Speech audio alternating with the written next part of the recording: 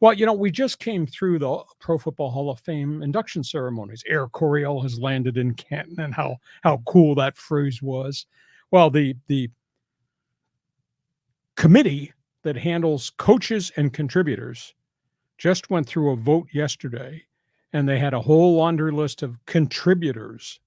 That's where Coryell got into the hall from. So they have now voted for 2024. Buddy Parker, 1950s, 1960s, controversial coach, is going to be the representative in the contributor class for the Hall of Fame induction.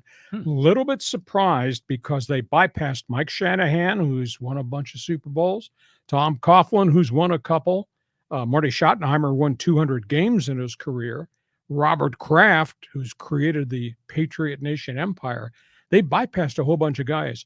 Buddy Parker was an old school 1950s guy when the Detroit Lions were really good. That was about the last time they were really good. He had Bobby Lane, he had Joe Schmidt, old-time football fans will remember them.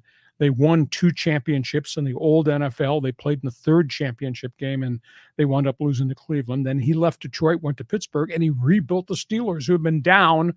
The Rooney family didn't always win. They were down forever from the 1930s into the 1960s, and he took Bobby Lane as quarterback with him and signed him, and Pittsburgh put together a group of good years, and he eventually left, and here came Chuck Noll, and then the rest is history. So Buddy Parker, different guy, but it sure had impact in 2 cities that have been down for a long period of time. So he has now been voted in to go to the Pro Football Hall of Fame posthumously, just like Eric Coryell did as a contributor to the league. Yeah, well, I don't know much about this guy at all, but I do know that the Lions were dominant in the 1950s.